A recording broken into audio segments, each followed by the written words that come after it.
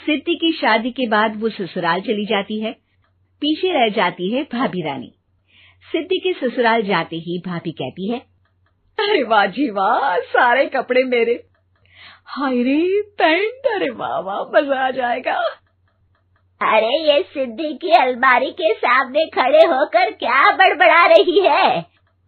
जाकर देख मेहमानों को विदाई की मिठाई मिली कि नहीं। अब हाँ माँ जी, क्यों नहीं, लेकिन पहले कपड़े तो बदल लूं। अब रानी आ जाती है सिद्धि के उन कपड़ों में जो वो ससुराल जाने से पहले घर छोड़ जाती है। अरे रानी, कुछ दिन रुक जाती। अरे ये तो सिद्धि बिटिया को मैंने ही दिया था, बड़ा ही फबता था उस पर, तुझ पर तो कुछ खास नहीं लग रहा। अब वो ना मेरे सारे कपड़े गीले थे तो सोचा पहन लूं। वैसे भी सिद्धि को कौन सा दिन पुराने आउटडेटेड कपड़ों को पहनना है। वैसे भी ये सूट तो मैंने तभी पहना था, वैसे खास है भी नहीं ये। हाँ ठीक है, लेकिन ना मेरी सिद्धि पर तो जमता था। सारे मेहमान चले जाते हैं और सिद्धि ससुराल से मायके पहली बार आती है। अपना घर, अपना कमरा, अपनी अलमारी। ये बोलकर जैसे ही सिद्धि अलमारी खोलती है तो सामने उसके कपड़ों की जगह कुछ और ही रखा होता है। माँ, जरा कमरे में तो आना। सास और रानी वहां पहुंच जाते हैं। रानी ने पहनी होती है सिद्धि की जींस और टी शर्ट। अरे भाभी, ये क्या? ये तो मेरी बड़ी ही महंगी टी शर्ट है, इसे आपने घर में क्यों पहनी है? अरे बहुत मिलती है दीदी ये चौक की मार्केट में, 150 में। ओ भाभी प्लीज, ये एरोपोस्टल है, 2000 की एक टी शर्ट। ओहो, 2000 में तो दीदी 4 साड़ी आ जाए। अब क्या बोलूं? भाभी, ये मेरी अलमारी में छोटू के कपड़े, तो मेरे कपड़े कहाँ हैं? मेरी अलमारी में? अब दीदी आपको कौन से पुराने कपड़े पहनने थे?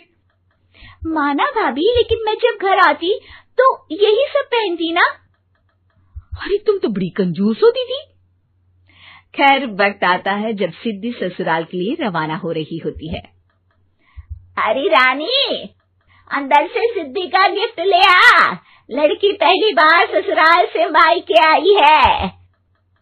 रानी अंदर जाती है और एक सिंपल सी साड़ी लेकर बाहर आ जाती है। ये लीजिए माँ जी। सास बेटी को गिफ्ट देकर ससुराल भेजती है। अगले दिन रानी एक सुंदर सी साड़ी पहनकर सामने आती है। अरे रानी, ये तो वो साड़ी है जो मैंने सिद्धि को देने के लिए दी थी जब वो ससुराल ले जाती, लेकिन ये तूने कैसे पहन ली? अरे माँ जी, ये साड़ी तो मुझे बहुत पहले से ही पसंद थी, लेकिन चिंता ना करिए, मैंने सिद्धि के लिए भी अच्छी सी साड़ी दी है। हाँ। तभी सिद्धि का फोन आता है। क्या माँ, कुछ अच्छा तो दिया होता ससुराल ले जाने के लिए। अरे पहले दिखा दिया होता। ये चमकते हुए पैकेट में नौकरानी वाली साड़ी मत दिया करो माँ। अरे बेटे, वो तेरी भाभी ने ना गलती से उससे पैकेट बदल गया। हाँ, मैं कल ही तेरे भाई के हाथ से तेरा वाला पैकेट भेज दूंगी। अरे रहने दो माँ, आई एम श्योर भाभी ने अभी वही साड़ी पहनी होगी जो तुमने मेरे लिए रखी थी। तुम तो समझ नहीं पाई उनको। खैर छोड़ो, मैं ज्यादा बोलती अच्छी नहीं लगती, रहने दो, आपको उन्हीं के साथ रहना है, फिर बात करेंगे।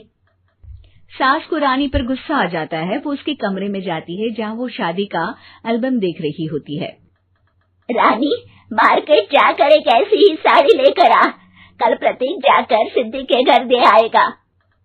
अरे क्यों माँ जी, कितनी साड़ी देनी है दीदी को? यहाँ कोई सेल लगी है क्या?